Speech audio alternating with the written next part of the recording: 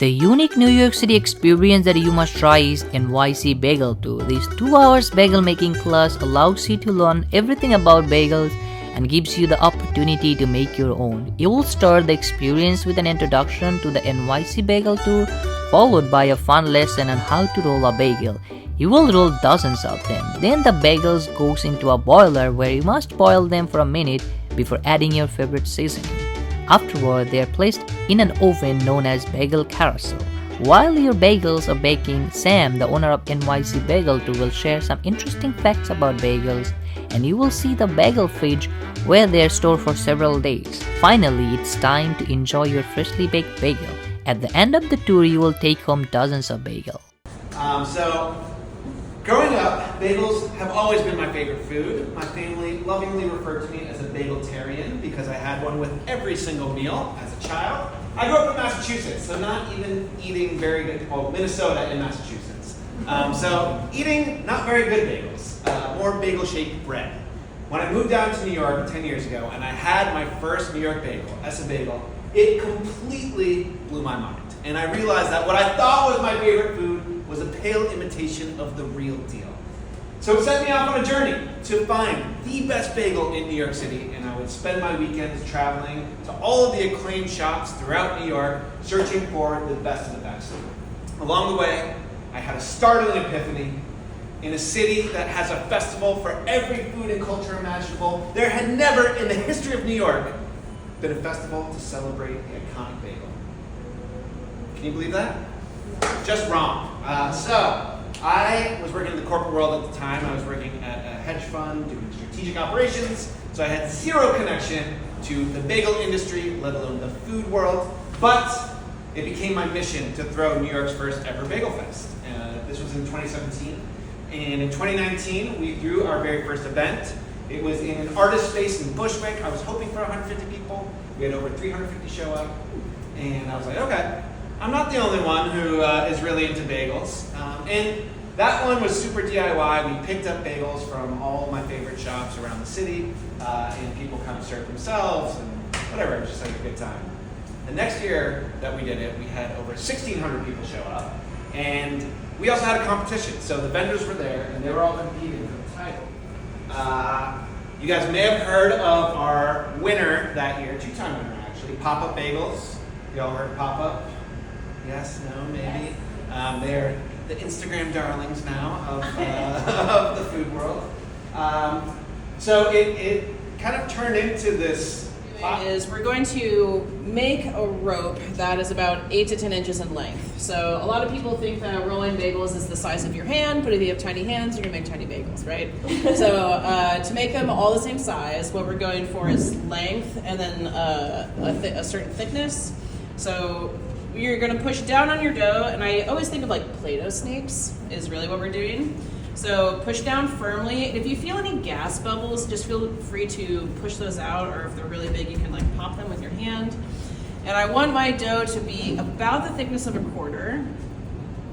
And I'm going to grab the dough like this, wrap it around my hand, and then I'm just going to rip and tear where there's overlap. I'll do some more like slower motions. And then where that seam is meeting, I'm gonna push on the table, and that will seal the seam of the bagel, right? And make it look really easy. Here's my dough.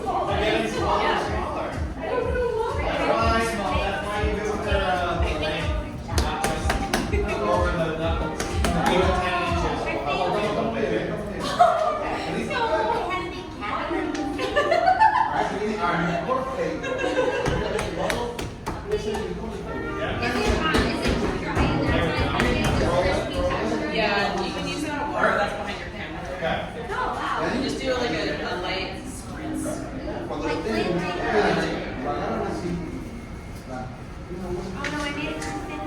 You got it. You got it. Very good. Very good. Keep moving the forward. We got some real bagel experts in here. All right. We're not very good at this. Yes! Uh-oh. Uh-oh. You're doing great. Some good looking bagels on that board. Yeah. Right, put your board over here, and then did you want anything besides everything seasoning? I know. Thank you. Just everything? Yeah. I'm sorry, I'm squeezing by. Oh, it looks like the end is kind of holding its shape. Yay! So you said just squish them in. Yeah. Yep. Do And it then now? Yeah. you can sort of push down on them and they'll flip over. So the goal is to have them flip over a couple of times. Just push on and it will be, yeah. All of them try to do it.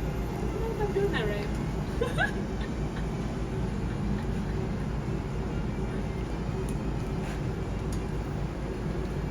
The N is still sort of an N.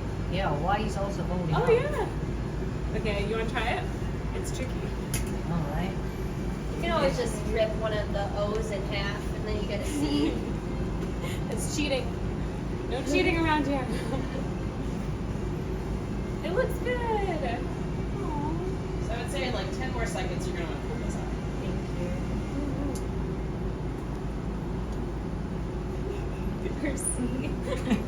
It looks so sad. It's turning into I think like it's- a shell great. or- The I think looks great. we had to like Yeah? Is it time? Yeah, I think so. Okay. Oh. Perfect. Good job. And just right on top of the boards. Perfect. Great. Can I do one as well? Yeah. Thank you. The weird shapes, they're coming in.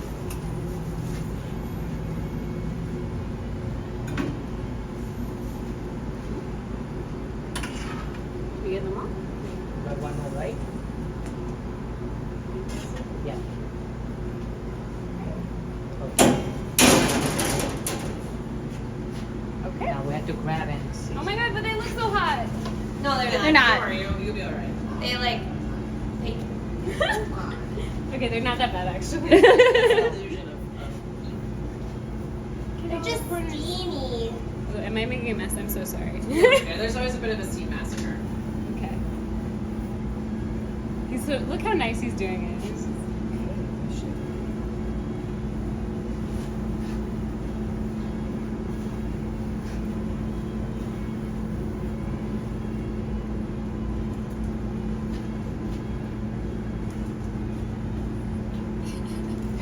The N.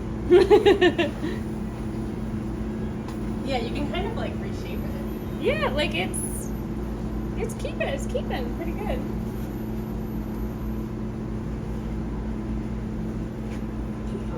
The Y right here. Shrink, so you Hey, need we're to whichever. put them. Oh, on the board. Yes. I want it to be. I guess it shouldn't matter backwards. Okay. So I'm gonna flip it upside down. There are a Okay. couple of Is the ones C there. over? Oh, that's the C. Do we want any planes? Yeah, just That's the that C. two. Those two Leave it. leave Yeah. plain, and then these. Okay, cool, great, good job.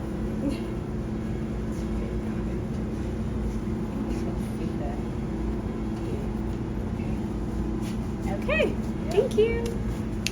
Should we try to get the NYC like on the board? Let's do it. Let's do it. Sorry. Okay, so let's do.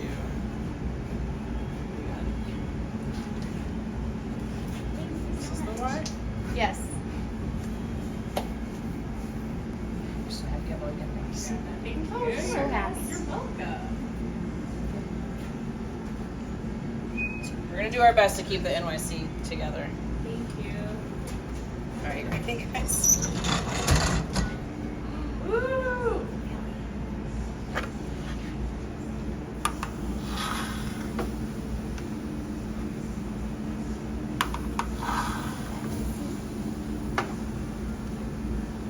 Yeah. Beautiful. Actually, flip these ones while I'm in there.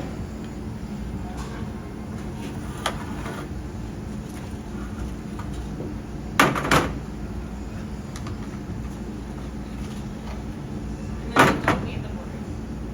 Yeah, and then they don't need the board as long as they're like a little bit dried out. They won't stick to the oven as badly. Choose something new Yes, now, please. which is how bagels are made. So there's 5 basic ingredients: water, high gluten flour, yeast, barley malt, and salt.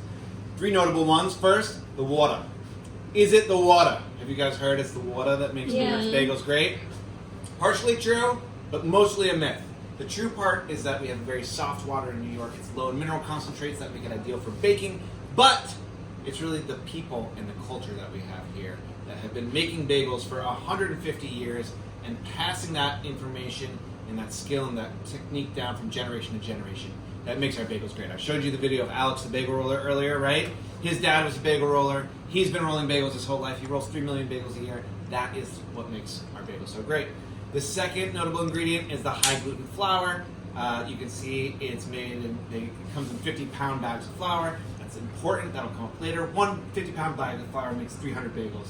The third ingredient is the barley malt syrup. So this is the sweetener that gives bagels their nice, rich flavor and taste.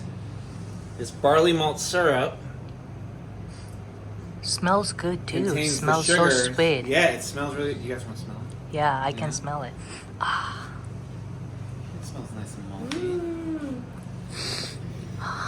Whoa, I love it. Malty. So this is a key ingredient in New York style bagels. In Montreal, they use honey instead of barley malt syrup. So this is distinctive. Those 5 ingredients get thrown into this mixer, which mixes everything together in about 20 minutes. This is a specialty mixer. It's a spiral mixer. It both rotates from the hook and from the bowl. And that's because bagel dough is very tough, and so this gives it 2 points of leverage to help work it a lot quicker without burning the motor out. After the 20 minutes is up, Alex the bagel roller will manually scoop all of the dough out of here, walk it over to that bench where he'll do the rolling process that I showed you earlier.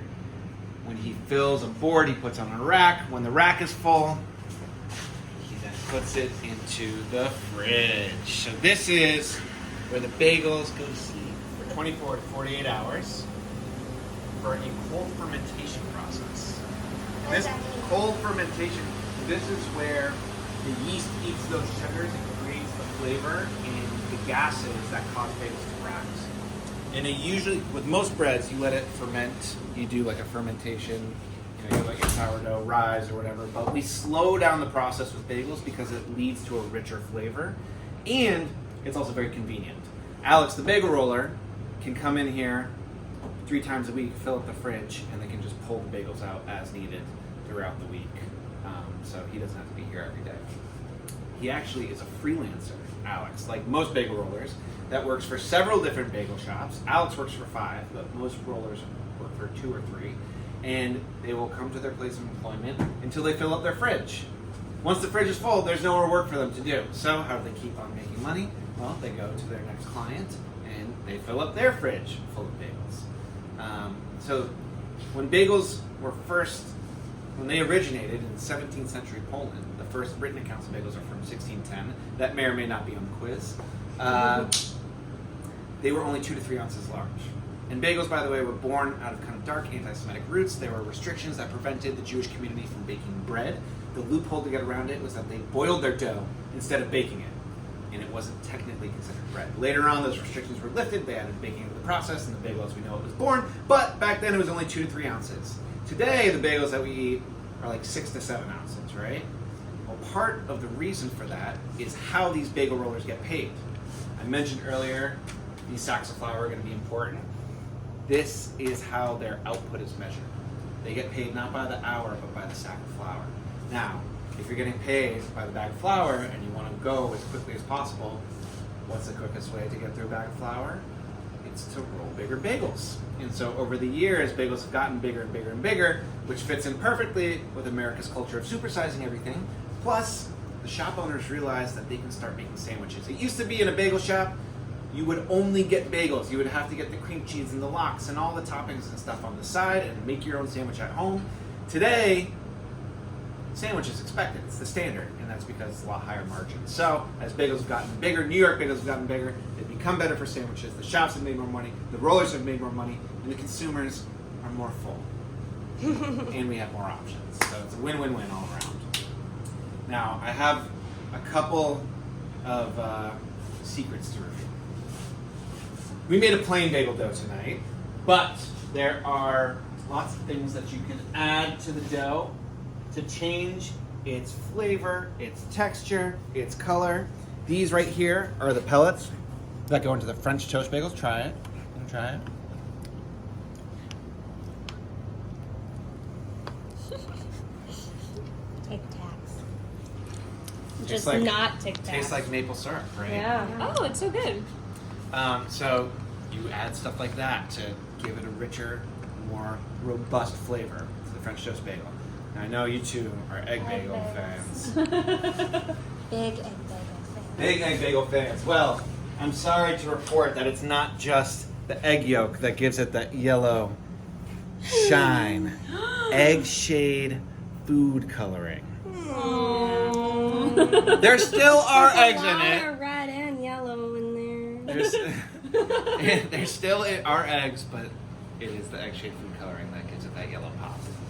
I'm sorry. It's like you just found out Santa's not real. The other secret that I will reveal, which is less disturbing, has to do with cream cheese. Cream cheese is an American invention created in 1872. The very first cream cheese was Philadelphia cream cheese. Would any of you like to guess where Philadelphia cream cheese was created? Philadelphia, Very astute. Any guesses where it was? Canada. Any others? Pittsburgh. It was New York. Oh. Created in New York.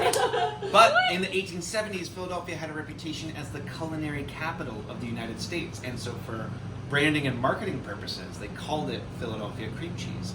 It's never actually had to do with the city of Philadelphia besides the name. My second favorite example of this is Arizona iced tea. We all know that 99-cent iced tea. That's made and manufactured in New Jersey. But what sounds more thirst quenching?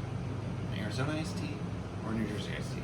In any case, Philadelphia cream cheese is still the primary cream cheese that is used today by these bagel shops. They say that they make it in-house. Well, really, they use Philadelphia cream cheese as the base. They get it 50-pound blocks, and then they cut up fresh ingredients, the scallions, the veggies, the lox, the fruit, whatever they put into it. And the secret ingredient is seltzer water. So when Philadelphia cream cheese comes out the fridge, it's thick, it's hard to spread. The carbon dioxide in the seltzer water helps aerate it, gives it a nicer mouthfeel, and most importantly, makes it easier to spread so that the people working on the line are able to get through the orders quicker. Time is money. You got to move as quickly as possible, and the secret ingredient to doing that is seltzer water. So it's very easy to make a delicious New York shop style cream cheese at home. You just need a store-bought cream cheese, some seltzer water, and freshly cut ingredients of your choice.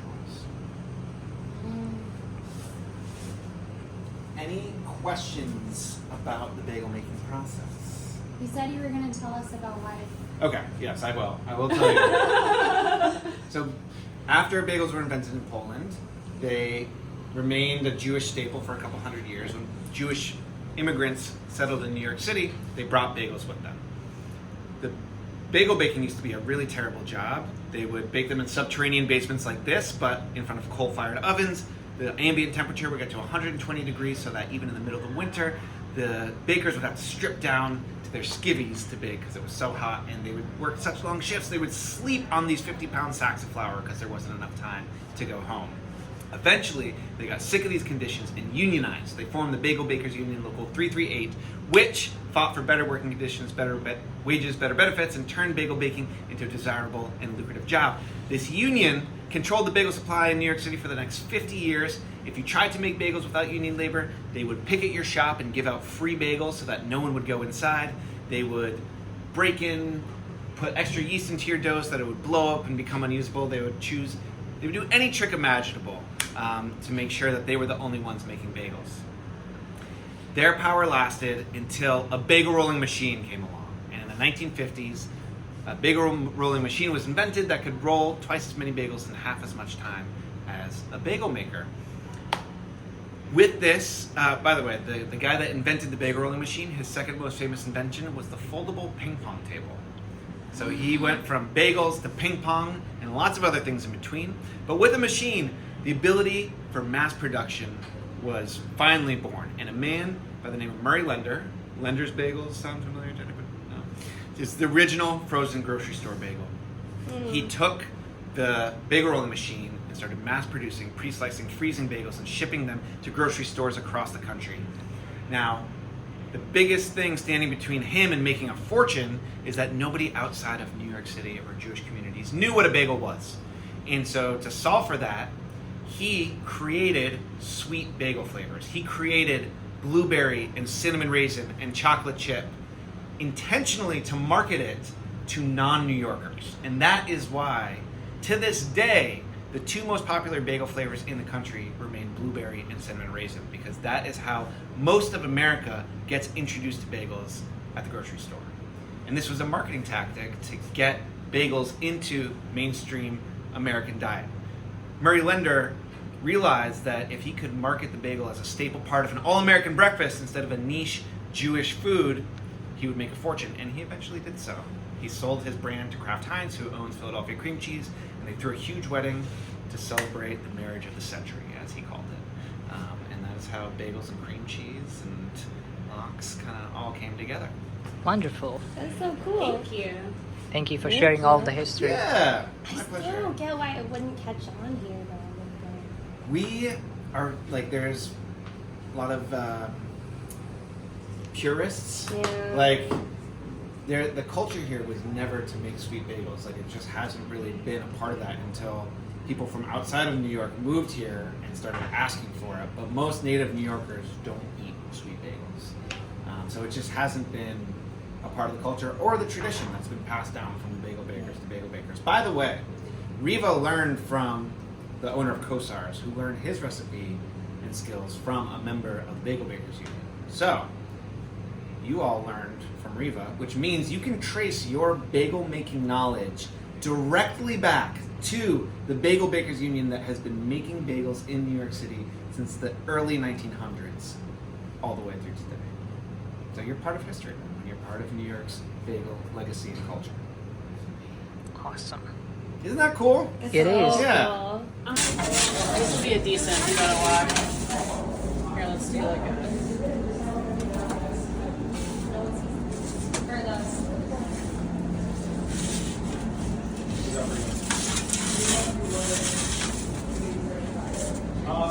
The one that I feel like let me get it.